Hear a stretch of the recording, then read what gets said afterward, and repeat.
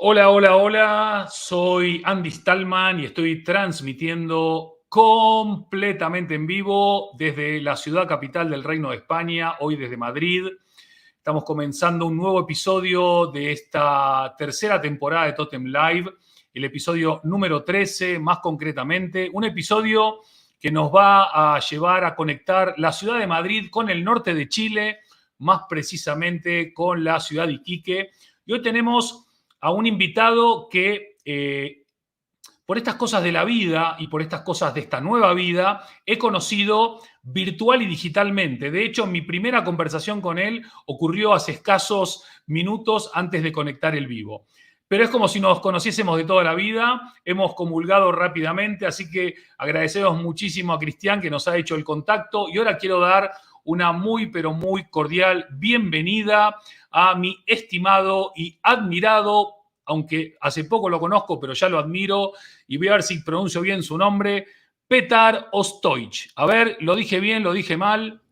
Perfectamente, Andy. Muchísimas gracias. Vamos todavía. Bienvenido, Petar. Estás ahí en el sur de mi querido continente americano, aquí desde Madrid. Muy bienvenido a Totem Live y quería decirte que la forma en que tenemos de comenzar estos episodios es preguntarle a cada uno de nuestros invitados, ¿quién es Petar para Petar? Bueno, primero, muchas gracias nuevamente por la invitación. Un gran y fraterno saludo desde el desierto más árido del mundo, el desierto de Atacama, aquí en el norte de Chile. Bueno, yo soy un hijo del desierto, aquí como te decía, en este planeta lunar que tenemos en esta maravillosa geografía en el norte de Chile. Soy un ingeniero civil mecánico de la Universidad Técnica Federico Santa María en Valparaíso, en Chile. Después obtuve un máster en ingeniería mecánica en la Universidad de Wisconsin-Madison y después con distintos cursos de especialización en algunas empresas, pero lo más importante, soy emprendedor, soy empresario, muy orgullosamente también emprendedor Endeavor, y actualmente soy CEO de nuestra empresa familiar, que es Neptuno Pumps, donde diseñamos y fabricamos bombas centrífugas para distintas industrias. También fundador del Centro de Innovación y Economía Circular CIEC, que tiene presencia en distintos países de América Latina. Y últimamente, ya que vamos a hablar de tecnología y de esta reunión digital, debido a la pandemia me transformé inesperadamente en el conductor de un podcast que lo escuchan más de 10.000 personas en todo el mundo, en más de 25 países, que se llama Revolución Circular, sobre economía circular y cuarta revolución industrial. Ole, nada más y nada menos que un currículum impresionante y seguramente muchos de nuestros invitados y de nuestras invitadas se estarán preguntando, Petar, primero, ¿cómo haces para gestionar tu tiempo y poder hacer las veces de emprendedor, empresario, podcaster, conferenciante, etcétera, etcétera? Y segundo, seguramente se estarán preguntando, oye, Petar, tú has estudiado cosas hace algunos años que muchas de ellas han cambiado casi radicalmente. ¿Qué tanto de lo que estudiaste te sigue sirviendo hoy y qué tanto tuviste que volver a estudiar en el camino? Muy buena pregunta. Respondiendo la primera, creo que la clave es cuando dejas de ver tu trabajo como un trabajo y lo ves realmente como un hobby, como una pasión. Yo he tenido la suerte que nunca he trabajado un minuto de mi vida porque permanentemente lo estoy pasando muy bien con lo que hago y con esta cuarta revolución industrial que vamos a hablar durante la entrevista, he visto cómo todo converge finalmente, el mundo digital, la creación de contenido, el trabajo que tú haces. Imagínate, yo en un mundo de ingeniería y manufactura veo que todo converge y que además es la obligación de cada emprendedor y empresario el generar este contenido permanentemente, demostrar lo que uno está haciendo, porque lo que uno no muestra no existe. Así que ese es como un hack primero inicial que le doy a los emprendedores que nos puedan estar escuchando, el estar apasionados en mostrar lo que se está haciendo. Así que para mí el tiempo no es excusa, siempre encuentro un momento para hacer lo que me apasiona y lo que me encanta. Y respecto de la segunda pregunta, muy buen punto.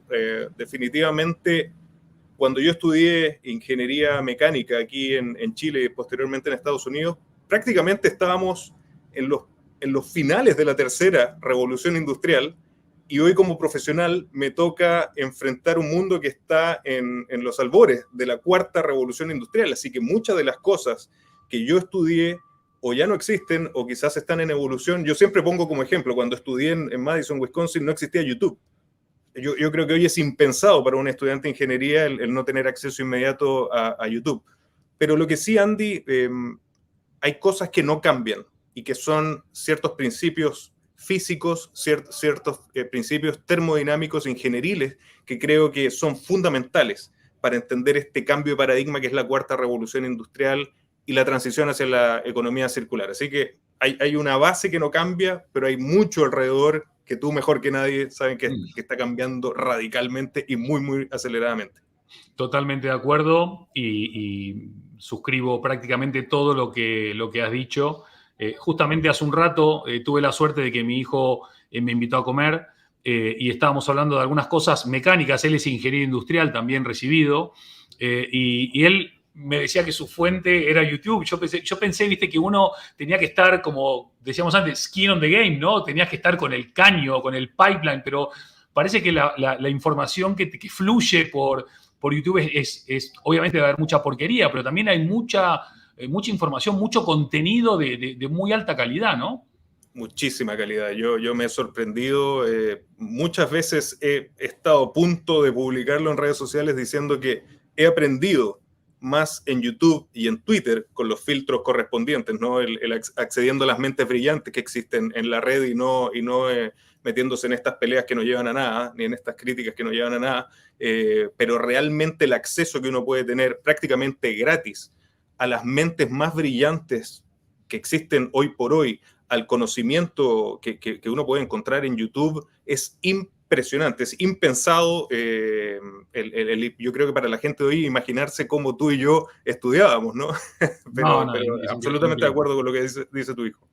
Sí, probablemente uno de los grandes desafíos que lo acabas de mencionar es cómo curás los miles de millones de horas que están dando vueltas, ¿no? ¿Cuál es una fuente fiable o cuál es una fuente que de verdad pueda ser útil? ¿Cómo vas haciendo ese proceso de descubrimiento? Y también en tu caso, la generosidad que tenés de después ir y recompartir, ¿no? Me acuerdo en alguna época, hace una década o así, que se hablaba que en las redes sociales estaba la pirámide del 1-9-90, ¿no? Que era el 1% de las personas que estábamos online generábamos contenido, había un 9% que lo recibía, lo reeditaba o lo trabajaba y lo recompartía, y el 90% eran consumidores de contenido. Vos estás un poco entre el 1 y el 9, ¿no? A veces 1 y a veces 9. Qué interesante, no conocía ese concepto.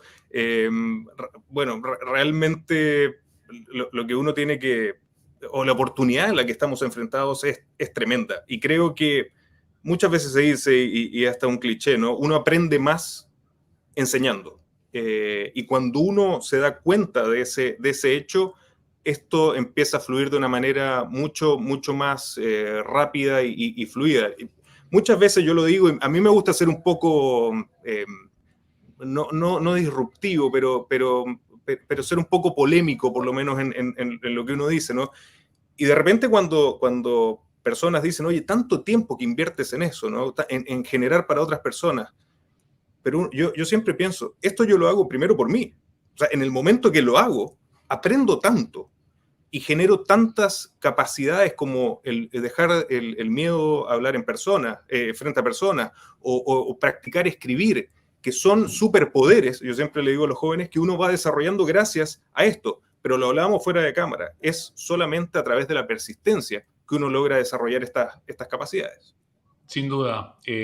La constancia es algo fundamental. Hay mucha gente que se entusiasma, ¿no?, con iniciar una presencia digital y luego, bueno, se dan cuenta de que esto requiere de un trabajo, ¿no? Aunque vos bien lo apuntabas, ¿no? Que cuando te gusta mucho lo que haces, no lo sentís como una obligación, sino como un disfrute, pero no deja de ser una inversión en tiempo, en recursos, ¿no? Y en energía.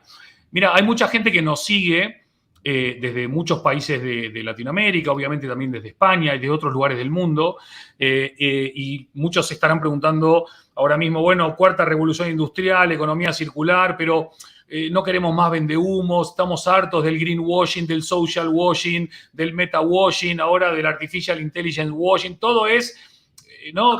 Viene la ola y nos vamos todos arriba de la ola, ¿no? Pero vos venís hace muchos años, no solamente hablás y compartís, sino que estás trabajando de muchas de las cosas que hablás y compartís, estás permanentemente estudiando, informándote.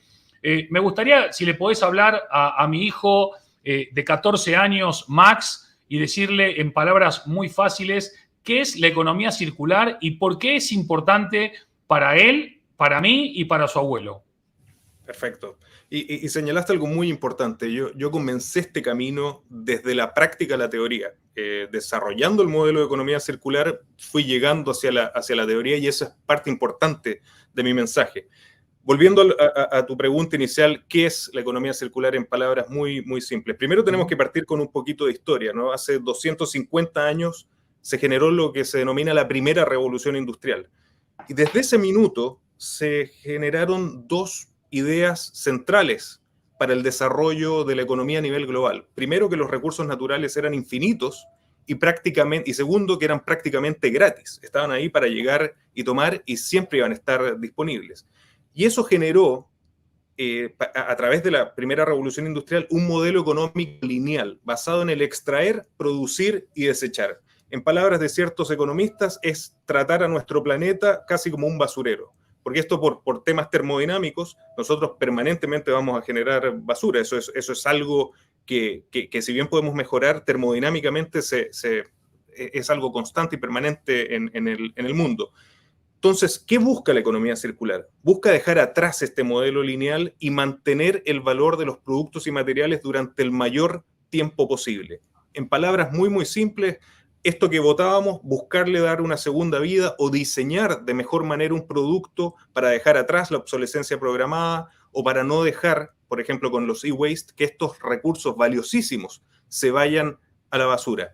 Y esto va absolutamente de la mano como modelo económico del nuevo cambio de paradigma que estamos viviendo, que es la cuarta revolución industrial. Algo que nosotros hemos dicho desde nuestro Centro de Innovación y Economía Circular es que no se puede hablar de economía circular sin hablar de la cuarta revolución industrial. Son dos caras de la misma moneda y no tengo duda que vamos a hablar un poquito más adelante sobre esto.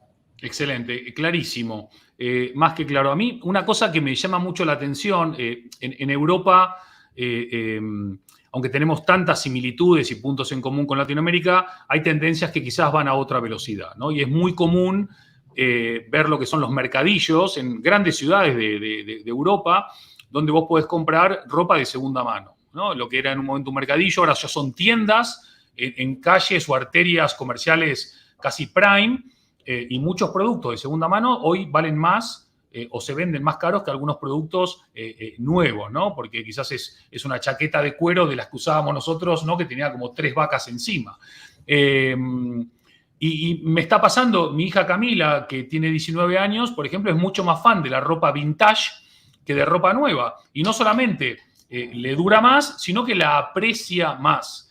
Me gustaría, no sé cómo está en tu ámbito de atención el punto de la educación, pero seguramente seas como yo un convencido de que todo empieza en la educación y todo termina ahí, ¿no? Que si no educamos desde pequeños va a ser difícil transformar las cosas y que no podemos delegar todo en gobiernos o en empresas, ¿no? Que cada ciudadano también tiene su responsabilidad. ¿Cuál es tu experiencia cuando hablas con tus amigos o con tus clientes o con tus alumnos o con tus oyentes a la hora de pedirles a cada uno que también se hagan responsables, ¿no? De ser parte de esta nueva economía, de esta nueva conciencia y de esta nueva propuesta de mejora para nuestro planeta y por ende para nosotros también? Muy buen punto, porque si bien la economía circular es un cambio tecnoeconómico, un cambio de paradigma tecnoeconómico, lo que busca finalmente es generar un cambio de conciencia. Y esto se logra empujando un cambio en el comportamiento, un cambio en cómo nos relacionamos con los materiales, con los recursos y con nosotros mismos, ¿no? Y ahí la educación es fundamental. Y yo, si bien he desarrollado con distintas instituciones educativas cursos, creo que para mí el podcast ha sido el mayor aporte que puedo hacer en términos de por lo menos mostrar que hay casos reales y me quedo dando vuelta a lo que señalabas de la ropa usada con los mercadillos, porque en muchos capítulos no vamos a nombrar las marcas, grandes empresas de ropa, textiles, están desarrollando justo este tipo de modelos de negocios. Así que definitivamente están generando esta nueva conciencia, pero absolutamente de acuerdo que la educación es fundamental para poder generar este cambio de modelo, este cambio de conciencia y transitar hacia un futuro más sostenible, verde y circular. Súper, excelente, Petar. Y te agradezco que hables muy claro, que hables muy directo y todos te podemos entender. Déjame darle la bienvenida a todos los rezagados y rezagadas que van llegando aquí a este episodio 13 de Totem Live y también los invito a todas las personas que nos están acompañando a que si le quieren preguntar a Petar algo, lo vayan poniendo aquí en los comentarios y en un ratito recojo las preguntas y se las traslado. Así también podemos hacer esto más interactivo. Petar, una de las cuestiones que hablamos, que tiene para mí dos filos y me gustaría tu opinión al respecto es, por un lado, acabamos de ver el nacimiento hace muy poquito del ciudadano 8.000 millones, ya somos 8.000 millones, pero también ya todas las instituciones que estudian el fenómeno de la natalidad y de la mortalidad ya dicen que por primera vez en la historia de la humanidad, o por lo menos de los últimos, 200.000 o 2 millones de años, a finales de este siglo se frena el crecimiento demográfico y va a empezar un decrecimiento demográfico. ¿Cómo lidiamos con este crecimiento exponencial tan tremendo que hemos vivido hasta ahora? ¿Y cómo nos vamos a enfrentar a cuando las personas ya dejen de nacer por todas las razones que ya conocemos y que en algún momento quizás podemos enumerar? ¿Cuál es tu mirada sobre este doble filo de un mismo fenómeno? Siempre que pienso en el tema de la población de nuestro planeta, necesariamente voy a la analogía que hacía Buckminster Fuller, este arquitecto futurista que hablaba de nuestra nave espacial. Definitivamente nuestro planeta es una pequeña nave espacial que navega por el cosmos de la materia y energía del universo. Yeah. Y tiene una particularidad, así como tú bien señalabas, tiene una tripulación que no solamente va creciendo, sino que ha ido creciendo de manera exponencial. Y esta nave espacial además tiene recursos que son limitados. Por lo tanto, tenemos que generar modelos sostenibles que usen de manera responsable y de largo plazo estos recursos limitados que tenemos en esta pequeña nave espacial. Comparto contigo el diagnóstico de que va a haber un pic y después se prevé, ya los estudios más serios que yo también he leído, una baja que yo creo que nos va a permitir enfrentar el problema de una manera distinta y quizás me adelanto un poquito más, pensando ya en una quinta revolución industrial que piensa en incorporar incluso y explorar el espacio. Creo que el tema de los recursos puede ir hacia otro lado, pero hoy es que estamos enfrentados a este aumento exponencial, definitivamente nos invita con mayor razón a repensar el modo de hacer, de consumir y de hacer nuestras cosas. Y ahí es por qué es tan importante el transitar hacia una economía circular. Buenísimo, buenísimo. Me encanta la tranquilidad y la esperanza que transmitís, aunque sea un tema que te preocupa mucho. Hablás con una seguridad y una certeza que a mí me tranquiliza, lo cual te agradezco.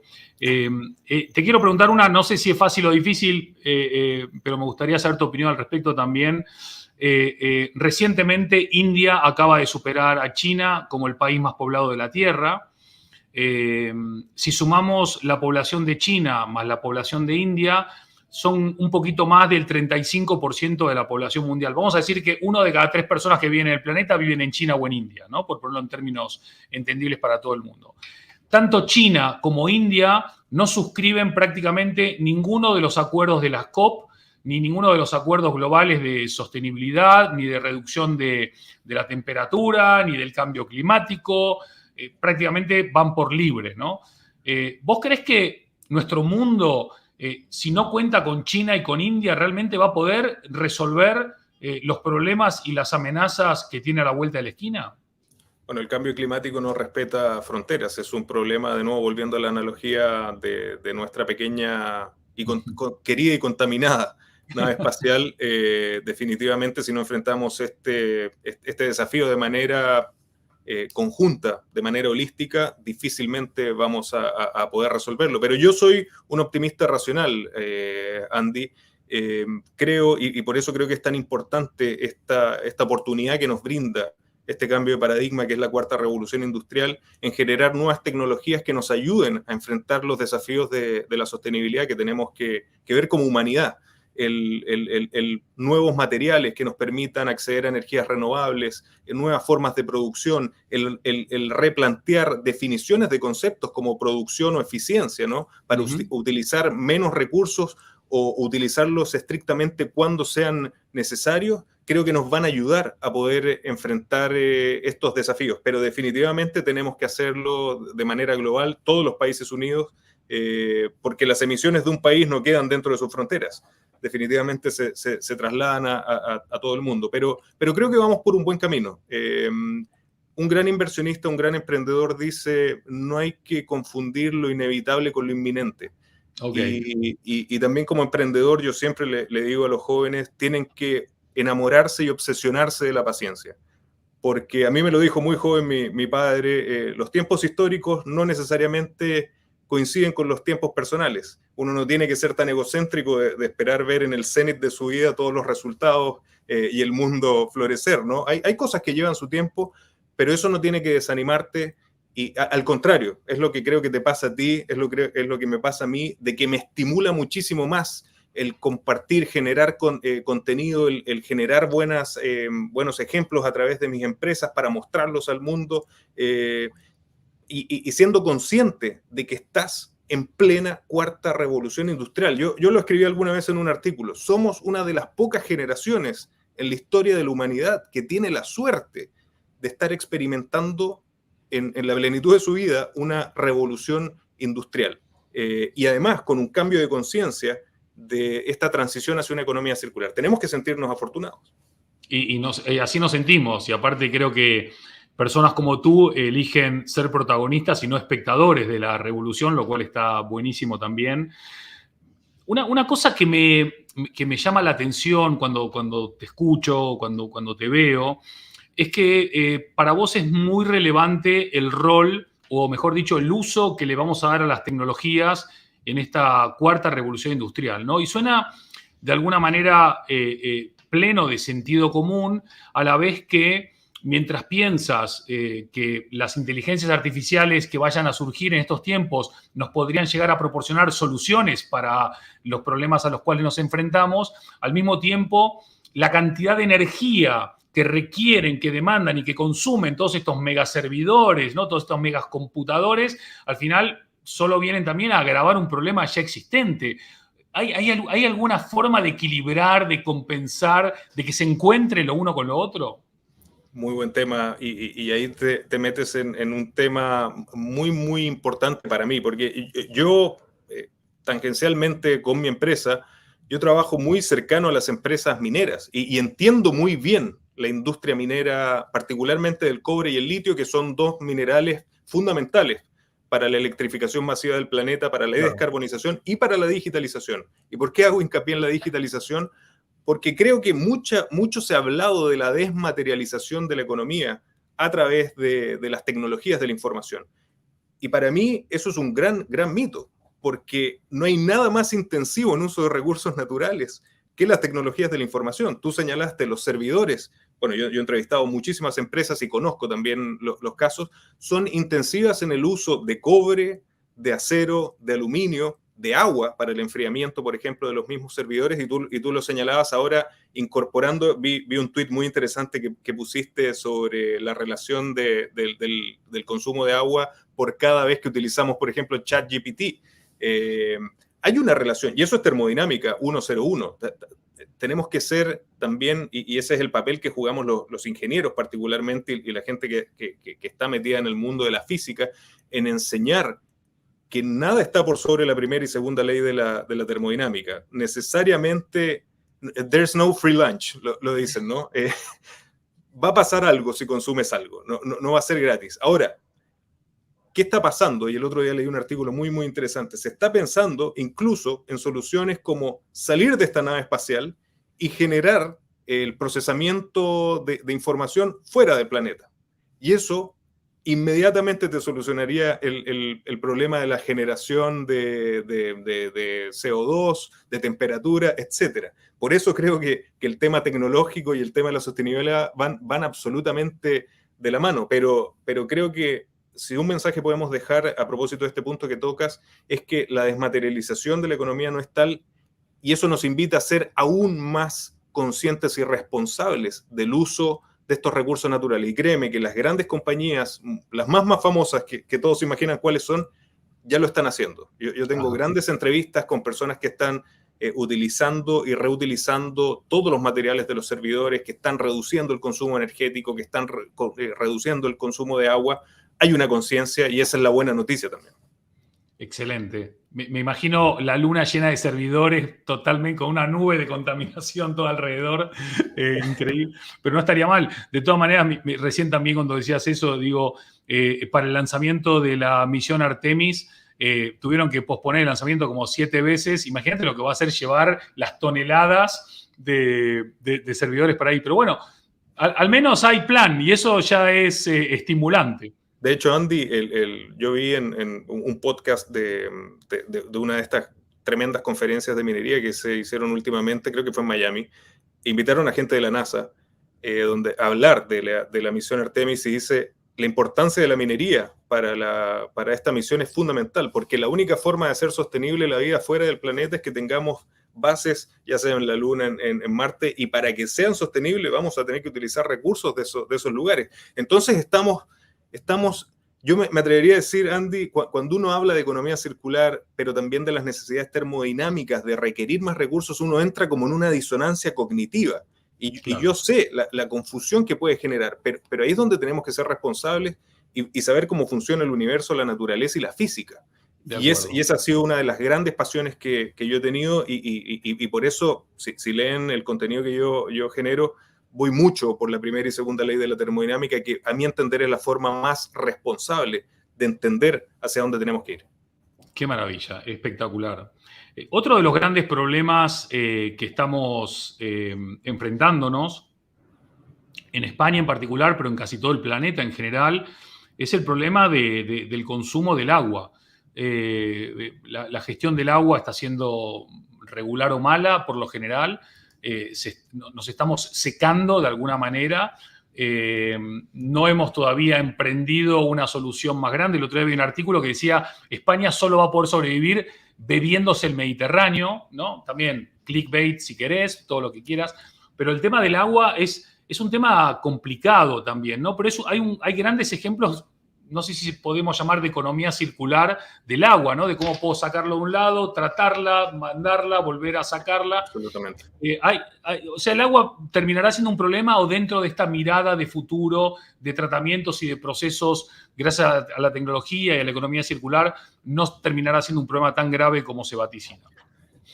Yo creo, uniendo la tecnología, las fuentes de energía limpia y el modelo de economía circular, creo que podemos absolutamente dejar que este sea un problema. Yo te lo digo incluso como chileno, donde hemos experimentado una mega sequía en los últimos 13 años. Bueno, yo vivo literalmente en el desierto, pero hemos visto el fenómeno de la desertificación que se va acercando cada vez más hacia la capital, hacia el centro de Chile, y es algo que está ocurriendo en otros lugares. Definitivamente, y hay grandes ejemplos de países también, como por ejemplo lo que hace Israel, de desalinizar agua. Hoy nosotros, gracias a lo que está pasando en la minería, en la mega industria minera que existe en el norte de Chile, se están instalando mega plantas de desalinización que están energizadas 100% por energía renovable. He visto, por ejemplo, ejemplos, casos de éxito en Arabia Saudita, donde la sal que se saca de la desalinización se utiliza en impresoras tridimensionales para imprimir casas con esa sal. Por eso creo que es tan importante este cambio de paradigma y de eliminar las fronteras del pensamiento, de eliminar este pensamiento de silo y verlo holísticamente, porque es la única forma de enfrentar los desafíos. Sino, porque la forma lineal antes era, bueno, se sacan estas toneladas de sal, se vuelven al mar y se acaba el problema. No, generas otro problema. ¿Cómo lo alío a otra industria? ¿Cómo saco provecho de eso?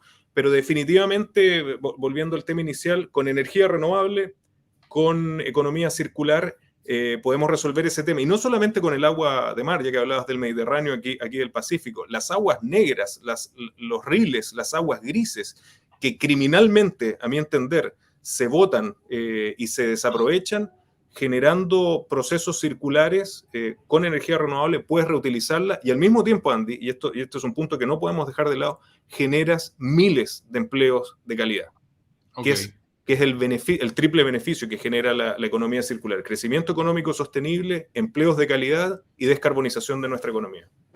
Espectacular. No, buenísimo, buenísimo aclarar eso. Y me gustaría conectar esta última respuesta con un aterrizaje de la economía circular al ciudadano común, ¿sí? A cualquiera de las personas que nos está viendo, que tiene su negocio o su empresa o que trabaja desde su casa. Hay 3 o 4 como guías básicas que le podés contar a tu familia. Chicos, miren, pueden ahorrar energía así, o pueden dejar de generar tanto desperdicio asá, o pueden reciclar o reducir o reutilizar de esta otra manera. ¿Tenés así como un poco un manual de 3 o 4 tips para dummies, para gente como yo, por ejemplo, para ver cómo podemos llevarlo a cabo?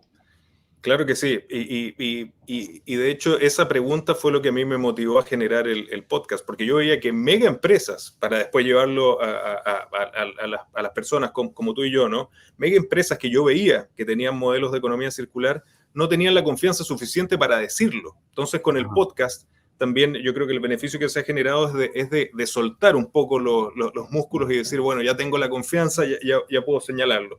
¿Y cuál es el patrón que nosotros hemos visto a nivel industrial, empresarial, pero que es aplicable a nivel incluso de la casa?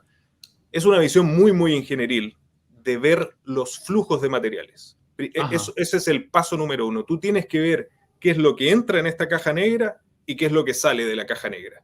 Y segundo paso, el ver cómo reduzco lo que entra y cómo reduzco lo que sale. Y tercer paso es decir, bueno, esto que entra no salió nunca más y se generó en desecho, ¿qué alternativa puedo encontrar para que en el fin de su ciclo de vida no se transforme en desecho? Y ahí es donde muchos emprendedores nos comienzan a hacer la vida muchísimo más fácil. Por ejemplo, y este lo voy a nombrar porque además es de un compatriota que es Algramo, un emprendimiento que nos soluciona el problema de decir, bueno, cuando uso la botella de agua, de detergente, ¿qué hago con esta botella? Y además, el 90% del precio de ese producto está en ese envase que después se va a generar, se va a transformar en desecho. Bueno, ellos han hecho envases reutilizables, permanentemente reutilizables, con tecnología RFID, que te permite generar como una wallet digital, sí, donde vas recargando el producto. Entonces, yo creo que los consumidores, los ciudadanos, tomamos las decisiones cada día de elegir a las empresas y emprendimientos que nos dan soluciones y que resuelven estos problemas. Es como que votáramos todos los días. Está en nuestro poder el decidir con quién nos vamos, a qué compramos y a quiénes no compramos. Me encantó y está súper alineado con lo que imaginaba, y creo que también de alguna manera lo que decís es una manera también que nosotros podemos recompensar o castigar a las empresas que realmente se involucran en el cambio positivo y las que solamente alardean de algo que no hacen para intentar engañar a consumidores, accionistas, incluso empleados. En los medios se está leyendo últimamente muchísimo sobre el apocalipsis climático, el fin del mundo. Nos vamos a morir todos quemados en una especie de danza fatal final. Nadie puede negar que algo está cambiando, ¿no? Pero realmente, cuando escribí Humanofón en el 2016, lo publiqué, me puse a estudiar mucho sobre el pasado, por curiosidad también, y encontré, ahora no me acuerdo de memoria, pero creo que en el Mesozoico empezó a pasar que aumentó la temperatura de la Tierra, aumentó el nivel de los océanos, empezaron a extinguirse muchas especies, y si vos en vez de poner Mesozoico ponés siglo XXI, prácticamente el paralelismo es brutal, ¿no? Sin 8.000 millones de personas, en esa época no había 4 gatos nada más. Desde tu trayectoria, primero académica, después práctica, ahora práctica académica, teórica, ¿El apocalipsis es tan real? ¿Es para levantar, despertar conciencias?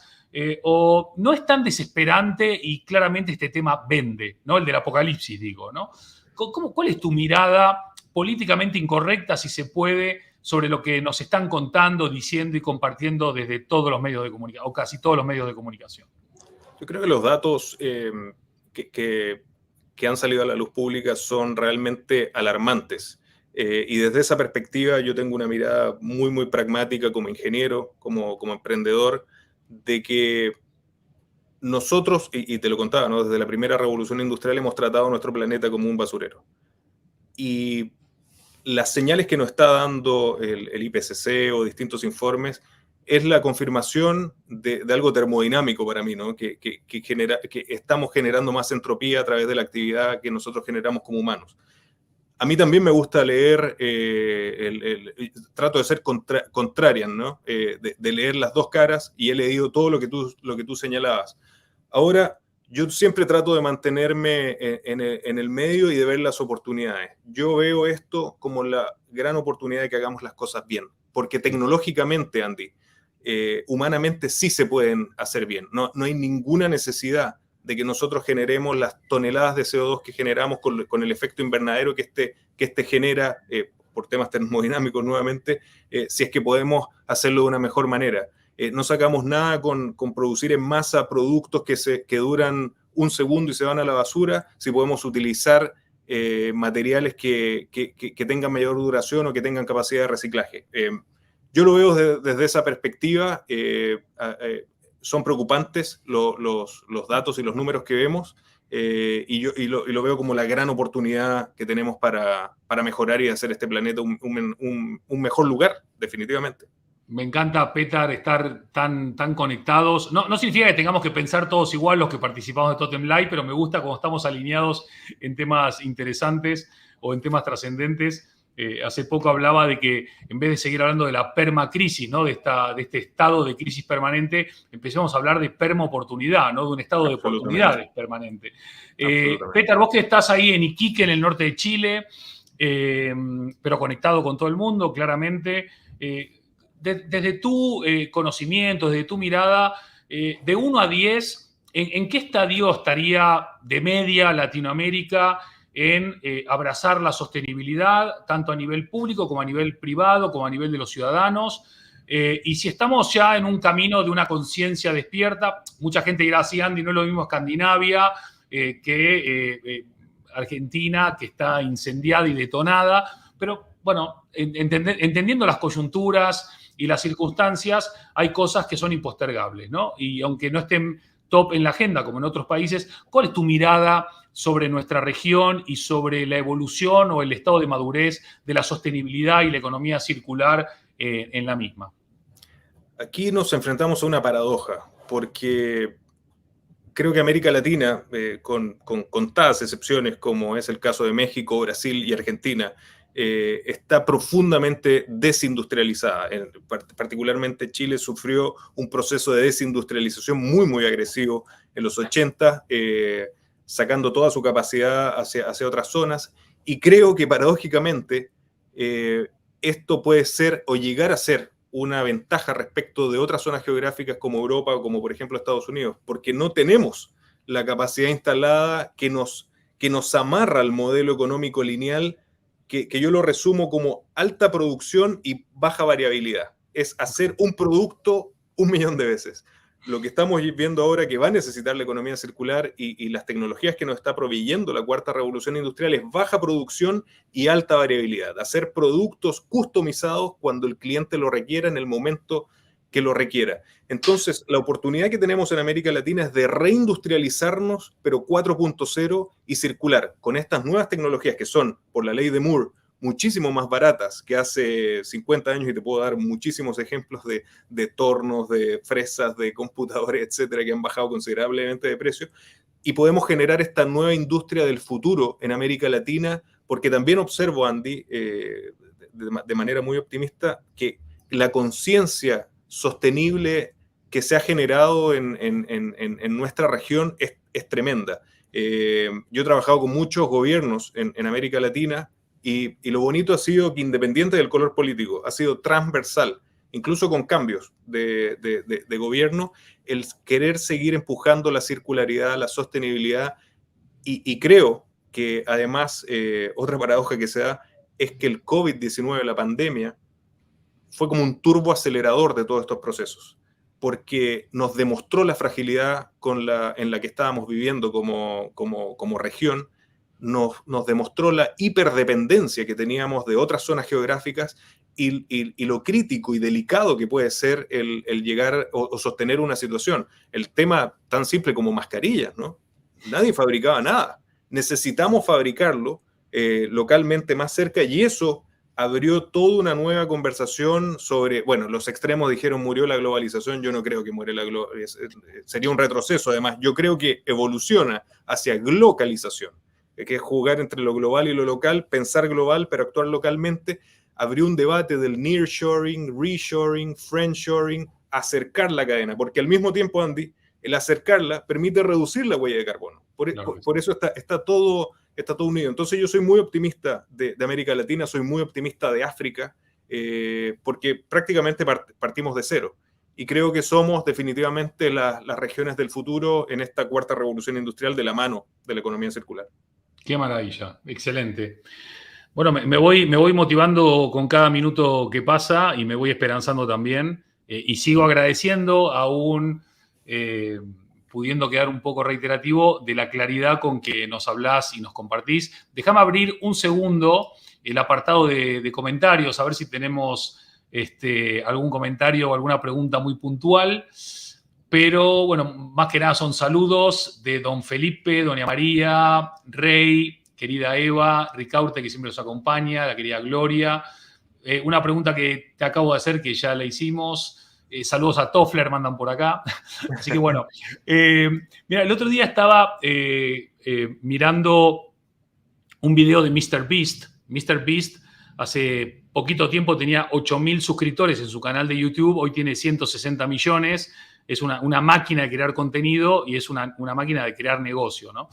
Y el otro día mostraba en uno de sus videos cómo volar por por $1, por $100, por $1.000, por $10.000 y por $100.000, ¿no? De lo que es casi un aeroplano de cartón a el jet privado más caro del mundo. Y cuando termina el video, lo fascinante es que aparece una placa a pantalla completa y que dice: para compensar las emisiones de CO2 hemos plantado, no me acuerdo, 100.000 árboles y así quedamos neutros. Increíble. No tenía ninguna obligación de hacerlo, ninguna responsabilidad de hacerlo, pero fíjate, hasta un youtuber se sube a esta ola, ¿no?, de hacer las cosas con responsabilidad, que esto no significa abrazar lo verde, no significa dejar de hacer cosas, sino que hacerlo más conscientes, más responsables, ¿no?, más mentalmente conectados con lo que nos pasa, y también desde una mirada de sostenibilidad de triple impacto, no solamente hacer foco en el medio ambiente, sino también en la economía y en el ser humano.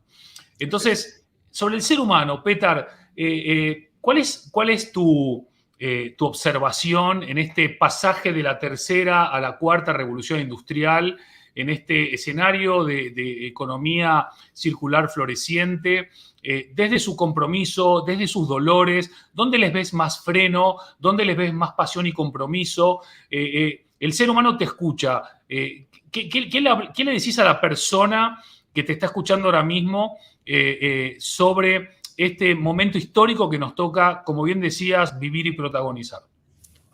Antes de ir a ese tema, mira, ayer hice la grabación con una gran aerolínea latinoamericana donde justamente tratábamos este tema de compensaciones. Sí. Y por eso creo que es tan importante el trabajo que tú realizas, Andy, el trabajo de generar conciencia, de encauzar también a las empresas, a los emprendimientos, hacia esta visión holística que señalábamos, ¿no? Un pensamiento sistémico donde está todo conectado, pero el poder del mensaje, si no somos capaces de hacerlo de manera sexy, atractiva, eficiente, rápida, como el gran trabajo que tú haces, muy difícilmente va a llegar. Y por eso todo se une y estamos unidos desde la industria hasta la generación de contenido y de marketing y de branding. Es fundamental. Eso quería dejarlo como tema importante. Y segundo, yo siempre pienso en las megatendencias. Hacia dónde, más que la señal, más que el ruido, observar hacia dónde va la señal. Y yo veo, de nuevo, dejando el egocentrismo de lado, que no estoy pensando en yo tener la suerte de ver cómo todo esto florece y es una maravilla. Creo que hay que pensar en el futuro. ¿Y qué es lo que veo? Que en estas revoluciones industriales, la tecnología lo que está ayudando al ser humano es a quitarle las tareas mecánicas, repetitivas, de agotamiento y de destrucción de la creatividad que como única especie que tiene esta conciencia, esta capacidad de pensar que tenemos en el planeta, tenemos que liberar.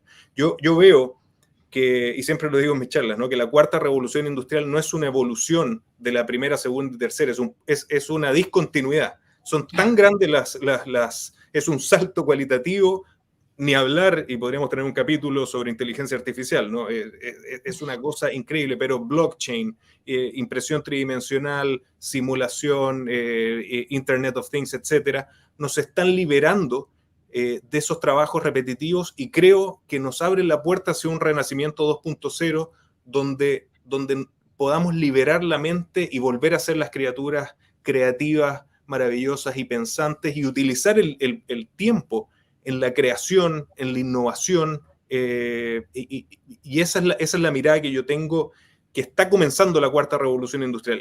Ahora he empezado a leer mucho sobre la quinta revolución industrial, que definitivamente no voy a tener, ni tú ni yo vamos a tener la capacidad de verla, creo. Y se habla de que la quinta revolución industrial va a ser la revolución de los seres humanos. De esta colaboración con la tecnología a tal nivel que te libere ya definitivamente. Creo que la cuarta revolución está dejando las bases, está construyendo las bases de ese renacimiento 2.0 que va a tener el ser humano. Excelente. No, buenísimo, Petar, espectacular. Te voy a hacer una pregunta, pero antes un comentario. Te dejo la pregunta hecha, espero no olvidarme el comentario, ¿no? Me gustaría que me respondieses después del comentario. ¿Cómo puede un ingeniero que de alguna manera en el saber popular o en el desconocimiento popular es un tipo muy cuadriculado, muy de Excel, muy acartonado, muy de parámetros, de normas y de procesos, hablar y comunicar con tanta empatía, con tanta soltura y con tanta cercanía? El comentario es, esa no te lo olvides, pues yo me la voy a olvidar. Pues yo soy más viejo que vos, ya cuando llegues a mi edad me vas a entender. La otra es, a mí me pasó el año pasado, creo que, o el anterior, me invitaron a dar una conferencia y me dijeron, mirá, la conferencia va de Industria 5.0. Y yo dije, ¿cómo 5.0 si estamos empezando la 4.0? No sé, me quedé así como speechless, ¿no? Bueno, me puse a leer. En Japón sí están, de alguna manera, comenzando a enarbolar la bandera del 5.0, donde básicamente lo que dicen es el encuentro definitivo entre el hombre y la máquina, o entre el hombre y la tecnología, o entre el ser humano y la tecnología, que ya es el sumum del sumum, pero bueno, que yo creo que todavía estamos lejos, porque recién estamos empezando la cuarta, ¿no? Entonces, respondeme la anterior y después la pregunta siguiente es, ¿puede ser que en esta carrera por conseguir atraer oyentes o espectadores o ampliar tu comunidad, empecemos a tirar tantos conceptos que al final no se van a poder sostener y vamos a generar confusión, perdiendo la posibilidad de consolidar mensajes fuertes y necesarios sin que pasen de moda antes de empezar a ser y de ser vividos? Sí, claramente es no me voy a olvidar de la primera, pero voy a empezar por la segunda. Claramente es un riesgo y en eso yo también soy muy pragmático y no me confundo en el tema de las palabras. Yo me acuerdo en el pasado usaba este cuadro de Peter Bruegel de la Torre de Babel y ponía economía circular, economía azul, sostenibilidad, economía del no sé qué, economía verde, rosada. Yo le decía, llámenla como quieran, no me pierdo en eso. Si generamos crecimiento económico, creamos empleos de calidad y descarbonizamos, yo voy por ello. Y ahí creo que la economía circular como concepto ha tenido una ventaja que se ha mantenido en el tiempo, ya más de casi 15 años, ¿no? De sostenerse, de ser seria en ese sentido y por eso la uso. Si en otro minuto el tema cambia, espero que no, para no generar más confusión. Creo que hay que ser muy, muy cuidadoso y mantener, ojalá, los conceptos muy, muy simples. Bien. Y por eso no tratar de adelantarse tanto, ¿no? Quizás en conversaciones cómodas como esta uno puede hablar ya de la quinta, de la industria 5.0, pero creo que comparto contigo. Hay que tratar de no generar tanta confusión. Y en términos de la primera pregunta, bueno, yo también tengo la suerte de venir de una familia muy, muy especial, siempre ligada al arte. En la casa de mis padres hay más de 5.000 libros.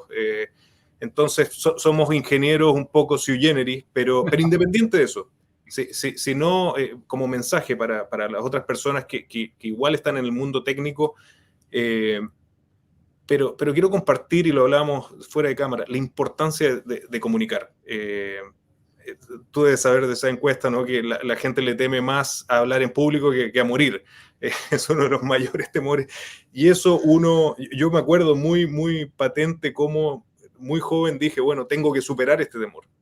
Y voluntariamente te tienes que colocar en situaciones que te incomoden, porque fuera de tu zona de confort es donde comienza el crecimiento, definitivamente. Pero tienes que tirarte. Tú dijiste, estamos en la cancha. Hay un poema muy lindo, ¿no? Que creo que era de Theodore Roosevelt, Man on the Arena.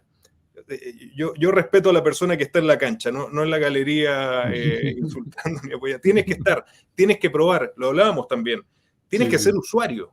Tienes que escribir, tienes que subir el video, tienes que poner el título, tienes que experimentar, pero más que nada tienes que encontrar la pasión de tu vida que hoy, gracias a esta economía de la atención, gracias a tecnologías como esta que nos permiten hacer una entrevista entre Madrid y el desierto de Atacama, solamente depende de ti lanzarte. Depende de ti también, cuando estás en Twitter, por ejemplo, es decir, oye, bueno, me embarco en esta discusión que me va a correr en la línea del pelo hacia atrás, o leo a las mentes más brillantes que están gratis escribiendo sus ideas.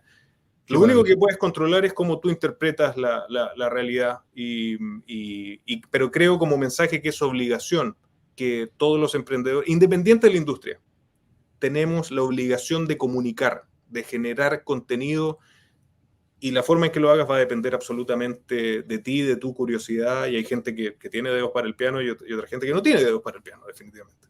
Está claro. Pero esas excusas de no tengo tiempo, soy tímido, no es lo mío, no hay excusa, ¿no? No hay excusa. No. Hoy, yo siempre le digo a ciertas personas, esas son excusas de 1980. Pero hoy no hay excusa. Es lanzarte a la cancha, probar, no tener miedo. Por eso digo de nuevo, es holístico, es psicológico, es técnico, es un dato que a mí me sorprendió cuando comencé el podcast.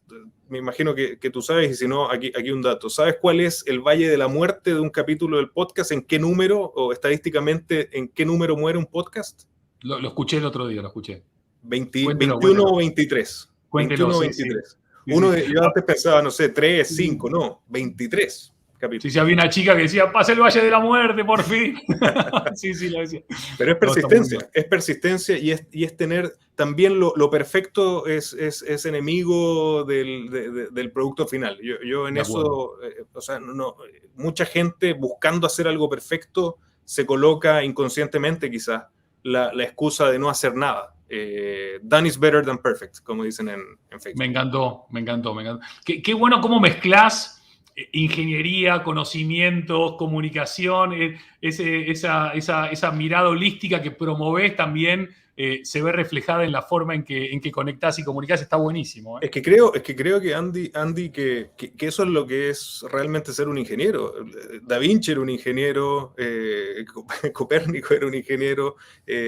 Creo que nos burocratizamos quizás mucho, nos tecnificamos mucho y dejamos de ver el big picture. Y creo que el ingeniero tiene mucho que decir en este renacer 2.0 que viene. Súper.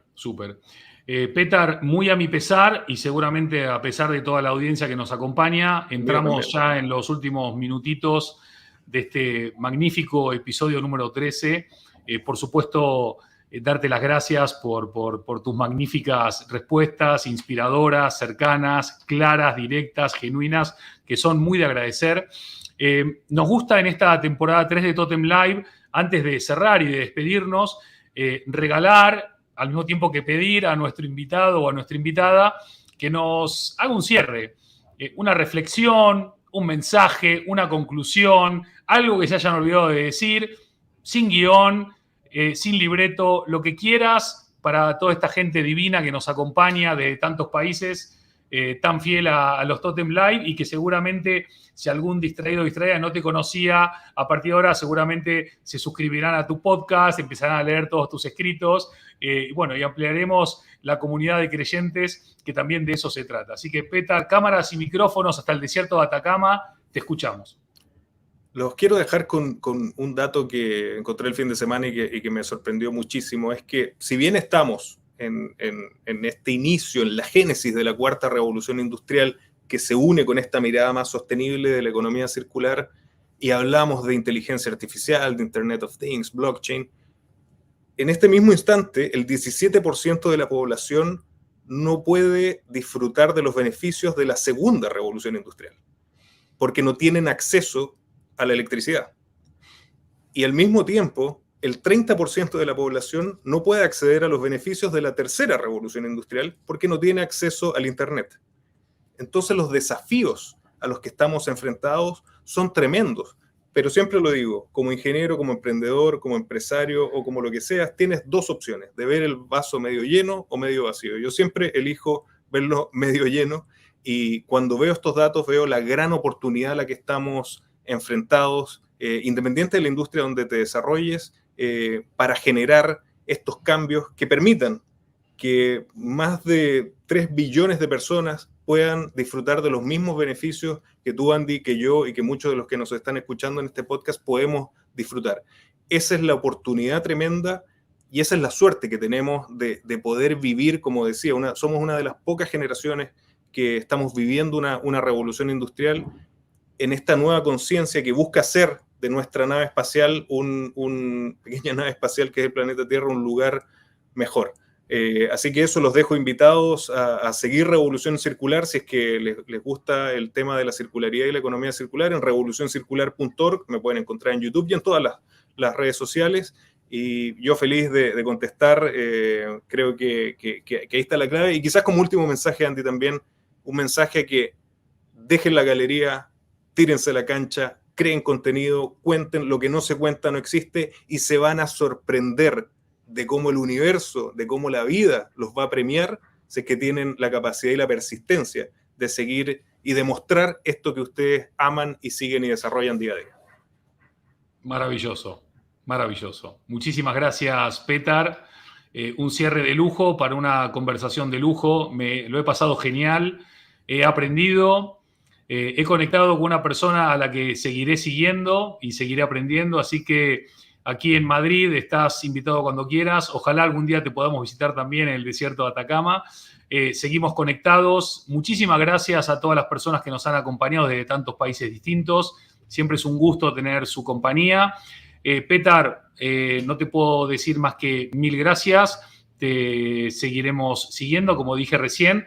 Y este es el final de este episodio 13 de esta temporada 3 de Totem Live. Un enorme abrazo para ti. Un enorme abrazo para todos y a la cancha, no lo duden, es lo que toca. Un abrazo. Gracias, un abrazo. Chao. Adiós.